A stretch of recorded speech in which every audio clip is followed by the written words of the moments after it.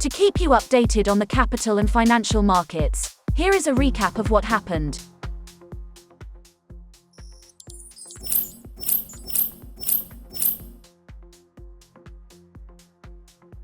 Indian equities tumbled on the 2nd of March, tracking declines across most Asian peers as escalating conflict in the Middle East dented investor sentiment. The NSE Nifty 50 index slipped as much as 2.1%, the most in more than a month, erasing gains made after the country's trade deal with the US in February. Middle East escalation draws rising oil risk for Indian markets. JM Financial Limited strategists including Venkatesh Balasubramaniam wrote in a note, citing likely pressure on shares of oil marketing companies, paints, aviation, and chemicals as they may face margin pressure from higher input costs. The next 4 weeks will determine whether Europe's economy is facing a fresh crisis or simply a speed bump in its recovery. A lengthier campaign risks sabotaging the Eurozone's fledgling revival while reawakening inflationary forces that the European Central Bank has fought hard to contain.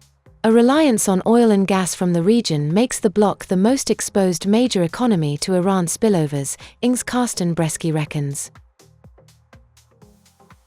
As the conflict has expanded, markets reacted strongly, with equity markets selling off, oil prices spiking and US Treasury yields rising on inflation concerns. In a note, Morningstar said most global asset managers lack direct exposure to the region and that market fluctuations are unlikely to affect credit profiles. Smaller managers may be more vulnerable, however, as well as those who have been looking at the Middle East as a growth market for future offices and clients. Chinese banks, flush with low-cost funds, are reshaping parts of the global loan market, underscoring how deflationary pressures in the world's second-largest economy are increasingly influencing competition with international lenders.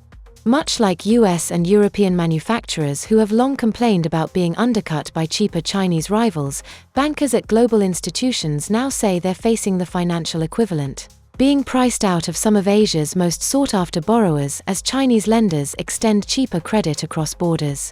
Enabled by Beijing's monetary easing to counter slowing growth, Chinese banks are expanding overseas lending amid weakening domestic credit demand.